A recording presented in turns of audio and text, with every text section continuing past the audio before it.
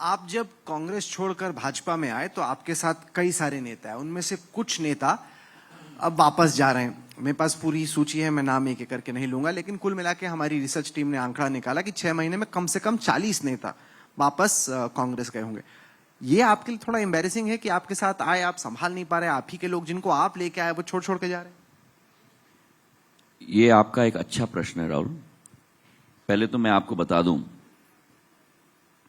कि जिन लोगों ने अपना बलिदान दिया, और ये वास्तविक तौर में बलिदान है, क्योंकि आजकल के जमाने में राजनीति में सरपंच अपना सरपंच ही नहीं छोड़ता। 25 विधायक, जिसमें से 6 कैबिनेट मिनिस्टर्स थे। और ये भी आप ध्यान रखिएगा कि 15 साल बाद मंत्री बने थे। 2003 के बाद 2018 में मंत्री बने थे। इतना बड़ा त्याग, तपस्या, इसका जितना भी हम कहें वो कम होगा। क्योंकि ये तो नहीं कि आपने त्याग पत्र दे दिया और अगले दिन आपने जाके शपथ पत्र ले ली। आपको जनता के बीच में, जनता की अदालत में दोबारा चुनाव लड़ना था। वो पुराना जमाना गया एंटी डिफेक्शन लॉ के आधार पर कि आप जैसे भी हो, इधर से चले गए, उधर से चले गए और मंत्री बन गए और विधायक रहे। चुनाव जीत के वापस आए। और कांग्रेस की आपने बात की, उपचुनाव 29 सीटों में हुई थी। 29 सीटों में से 28 सीट कांग्रेस की झोली में थी, और उस 28 सीटों में से 19 सीट कांग्रेस हार गई। तो किस वजूद की हम बात कर रहे हैं?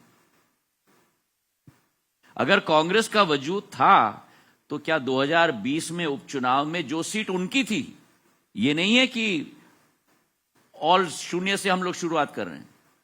29 में से 28 सीट उनकी, जिसमें से 19 सीट हार गए। तो इतने वापस क्यों जा रहे? इतनी बड़ी गाड़ियां मैं आपको लेके, बता रहा हूं, 700 गाड़ियों का काफिला लेके। मैं आपको बता रहा हूं, चुनाव के समय में जब चुनाव निकट आ जाता है, 2 महीने 3 महीने बाद बाकी हैं, तो ये आवागमन की नीति रहती है। अगर आपको लगता है कि उस कुर्सी में बैठ के आपको टिकट नहीं मिलने वाला, लेकिन इस कुर्सी में बैठ के आपको टिकट मिलेगा, तो आया राम गया राम शुरू हो जाता है। तो फिर अब आप बोल रहे आया राम गया राम, पहले बोले थे बलिदान। नहीं, इसलिए नहीं, मैं आपको बताना चाहता हूं। बहुत सटीक प्रश्न आपने किया। आया राम गया राम होता है जब चुनाव निकट आ जाता है। और मैं अपने दर्शकों को भी बताना चाहता हूं, मुझे आप एक उदाहरण बता दो इस देश के इतिहास में जहां 15 साल बाद सरकार बनी हो, 15 साल बाद व्यक्ति कैबिनेट मंत्री बना हो, और 15 महीने के अंदर वो कैबिनेट मंत्री पद का त्याग देकर दोबारा चुनाव की रणनीति में जाए। मैं आपको अपने आप अनेक उदाहरण दे दूंगा जहां 3 महीने पहले, 4 महीने पहले, भाई साहब नमस्कार, हम चले। पर यह नहीं होता 15 महीने के अंदर। मुझे आप बता दो, आप स्वयं विशेषज्ञ हो, देश के किसी के चुनाव के बाद मुझे बता दो जहां 15 महीने में यह घटना हुई हो।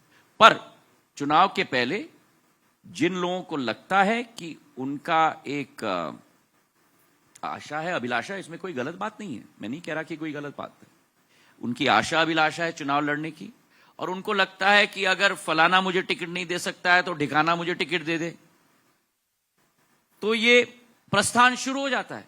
और उनके तरफ भी, उनके प्रति भी मेरी कोई दिल से कोई गलत भावना नहीं है, मैं उनको शुभकामनाएं देना चाहता हूं। ऐसी मध्य प्रदेश के सत्ता के गलियारों में चर्चा है कि आपकी पार्टी के शीर्ष नेताओं ने यह कहा है कि जो ज्योतिरादित्य सिंधिया जी के साथ लोग आए थे उनको वादा किया गया था बाय इलेक्शन में टिकट मिलने का, अब एकदम मेरिट पे होगा। वो एक देखिए, मैं आपको बताना, चुनाव का वो चेक था, ब्लैंक चेक नहीं। देखिए, ये आपकी पहले ही आपके दिमाग में ये गलती है। भारतीय जनता पार्टी में कोई ऐसा चर्चा नहीं होता कि राहुल जी आप आ गए हैं, अब आप लड़ते रहेंगे। यहां आपकी काबिलियत पर, आपके मेरिट पर जनता के प्रति आपने जुड़ाव रखा है कि नहीं, क्षेत्र में आपने विकास किया है कि नहीं? आप टिकट के लिए आप उचित हैं कि नहीं, उसी के आधार पर निर्णय लिया जाएगा। चाहे आप 2018 में आए हो, चाहे आप भारतीय जनता पार्टी के 40 साल से आप कार्यकर्ता रहे हो, यहां टिकट का चयन कार्यकर्ता की क्षमता के आधार पर ही किया जाता है, एक। और दूसरा, यहां कोई नेता नहीं है। ज्योतिरादित्य सिंधिया को भी अवसर मिलेगा अगर ज्योतिरादित्य सिंधिया की क्षमता है, जनता के प्रति एक लगाव है, जनता के साथ एक जुड़ाव है। तो यहां कोई एंटाइटलमेंट नहीं होता जहां दूसरे दलों में होता है।